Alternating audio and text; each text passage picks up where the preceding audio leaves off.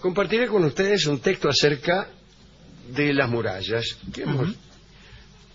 tema sobre el cual hemos hablado más de una vez. Hemos leído otros textos, este mismo, otros. Hay una ciencia que estudia los procedimientos para sitiar ciudades. Se llama poliorcética. Entonces, el aprendiz de sitiador encontrará allí, bueno, consejos prácticos de los ingenieros, pero también ejemplos históricos o míticos de agudeza, de valor, de perseverancia. Ahí conocerá, por ejemplo, las trompetas demoledoras de Jericó, tipo que tocaba la trompeta y demolía murallas.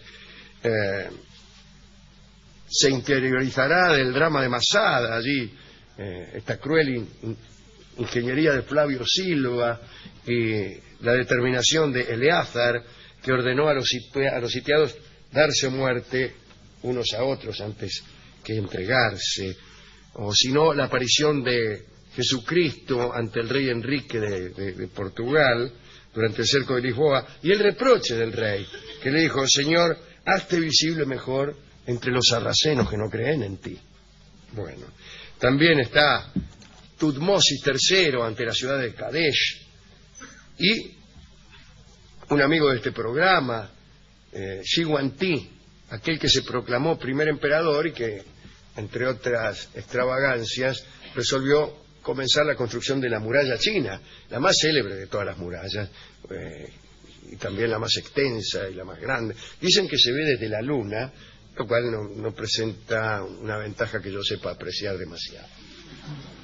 De todos modos, la muralla china no fue terminada por Shi Huangdi ni por nadie, ya que su construcción se demoró durante milenios y se convirtió en un poco un capricho y que respondía después de todo a los movimientos de quienes querían sobrepasar esa muralla. Y a esos movimientos sobrevenía la construcción de una muralla, y entonces los tipos iban por el otro lado, y así es como se extiende una muralla ante la perseverancia del sitiador. Pero, naturalmente, la mayor de estas aventuras, el mejor de los sitios, es el de Troya. Recuerdo algunos datos para ustedes. Dante ubica a Ulises y Diomedes entre las llamas del infierno, en el infierno de los embaucadores. Lo hace pagar allí, los hace pagar a los dos, la culpa de haber urdido la estratagema del caballo de Troya para poder entrar a la ciudad sitiada. La condena dantesca es injusta. Aun siendo estos dos héroes muy inclinados a la astucia y a la ocultación, fueron inocentes del engaño que se les atribuye. En verdad, la diosa Atenea reveló a Prilis, que era un adivino de Lesbos, que los griegos solo podrían entrar a Troya escondidos en el interior de un caballo de madera. Bueno, cuando las naves de los aqueos pasaron por Lesbos, que era una isla, Prilis comunicó a los jefes el dictamen de la diosa. Mire, aquí he hablado con la diosa Atenea y me ha dicho que ustedes solo podrán entrar a Troya si se esconden en el interior de un caballo de madera. Epeo, un señor que había nacido cobarde, me encanta este detalle, pero que era un artesano exquisito, se ofreció voluntariamente para construir el caballo. Se dice que empleó tablones de pino. En uno de los costados estaba el escotillón que permitía el ingreso y el egreso de los guerreros, y del otro lado se grabaron grandes letras que completaban la siguiente dedicatoria: en agradecida anticipación a nuestro regreso feliz, los griegos dedicamos este caballo a Atenea. El tamaño de la construcción solo puede conjeturarse por el número de personas que era capaz de albergar. Sin embargo, los poetas e historiadores no terminan de ponerse de acuerdo al respecto.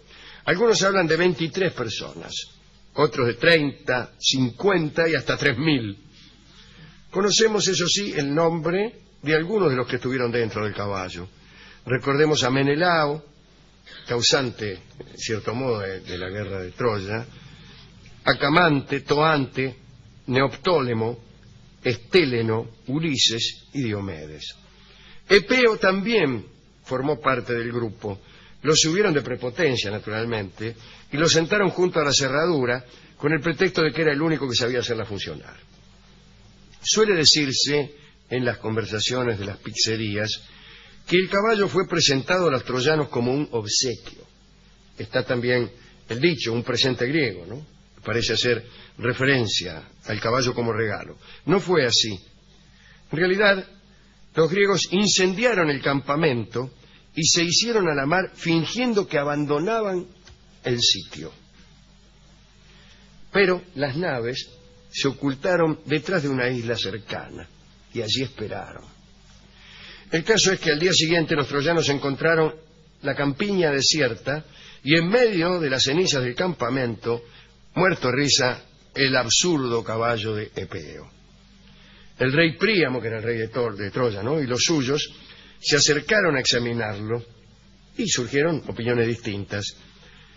Dimetes insistía en llevarlo a la ciudad. Capis propuso quemarlo. Laoconte recordó que no había que confiar en los griegos. Casandra, la hija del rey, que poseía el don de profetizar, reveló que el caballo estaba lleno de guerreros. Pero Casandra, como hemos dicho hace poquito, estaba condenada a que nadie le creyese. Y aquí entra a tallar un guapo de verdad. Sinón, no Simón, Sinón el espía. Los griegos lo habían dejado en tierra. Lo habían dejado, cuando fingieron tomársela con las naves, lo dejaron a Sinón en tierra y él se hizo tomar prisionero. Conducido ante Príamo, soportó el interrogatorio del rey con fingida reserva. Se dice que no habló hasta que no le cortaron la nariz y las orejas. Asegurada de este modo tan sangriento, ¿no?, su credibilidad, engañó a los troyanos con la siguiente historia. Dijo que los griegos estaban hartos de la guerra y que se habían ido para siempre. Explicó que lo habían dejado en tierra a causa de su enemistad con Ulises. Con respecto al caballo, dijo que era una ofrenda que los griegos hicieron a Atenea. Querían recuperar el favor de la diosa, muy mal dispuesta con ellos desde el robo del Paladio. Príamo preguntó por qué lo habían hecho tan grande.